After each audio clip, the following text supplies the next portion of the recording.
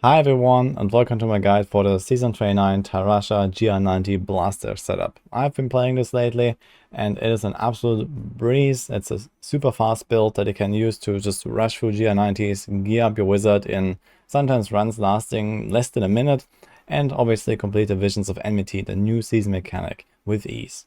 And here I want to show you in detail how I built this, and this is probably what I believe to be the fastest wizard setup you can play. And a lot of people are playing wizard right now, I think. So this is probably worth showing off. I have a D3 planner here. This is my Tarasha Meteor planner that you can also find on my Discord. And I have the different variations here. I already made a video talking about the build in general and the push version. You can go check that out in the description. Here I mostly want to talk about this GR90 build, because this is a bit special. So usually when you play Tarasha, you use the full set. We also do that here because you need a big multiplier. However, we don't have the two staffs. There's only the Grand Vizier, and the second weapon is the Walker. The reason to include this weapon is to just get even more and faster teleports. However, it also comes at a price. You have to stack a lot of resource cost reduction to make this work. So this is one of the common problems that you can have with this build. You go really fast, however, it is very resource hungry because those meteors cost quite a lot and teleport also costs quite a lot. Tarasha already resets teleport on by itself with the 2-piece bonus, with the 4-piece bonus.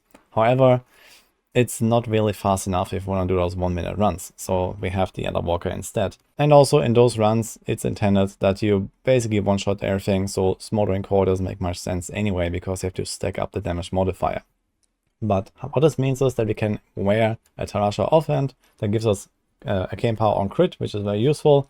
And it also gives us an extra Tarasha piece, so that we can get rid of another one and fit in 2 different sets. So most people right now playing Tarasha are going to run Guardian set regardless.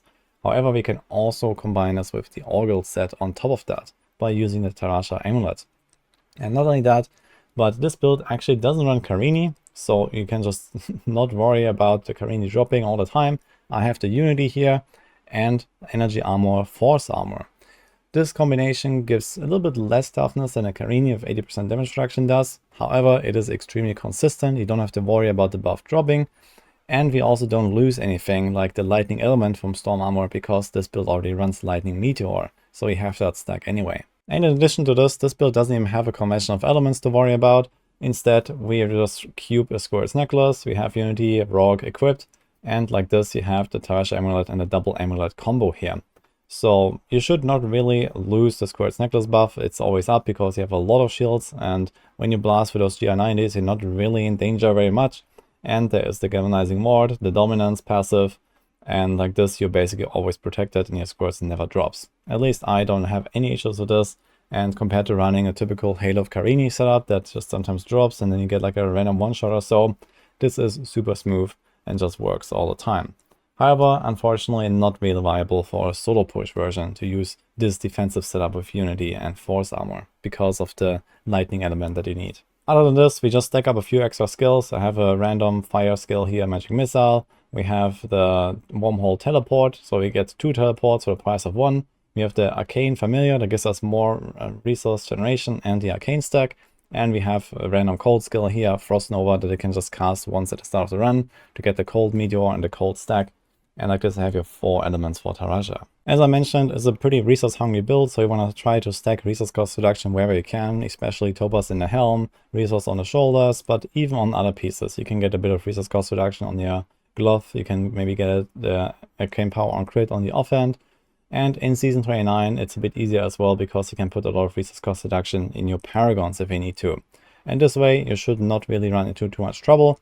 You can also consider going something like Astral Presence passive for a bit more regeneration and maximum resources. So if you feel like your damage is enough anyway, you can definitely drop one of those damage passives here, and it makes that even easier.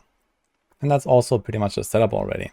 And the gameplay is also really straightforward. At the start of the run, you just get all of your stacks once, and then it's just teleport, right click, and everything should die pretty much one shot once you are fully geared up with this. I don't even have like full augments or so in these runs, and I'm just like destroying this, as you can see here. And that's it for this video already. Hope you enjoyed it. I also hope you're still enjoying Season 29. I'm having a blast. I've been playing a lot of Necromancer, Wizard.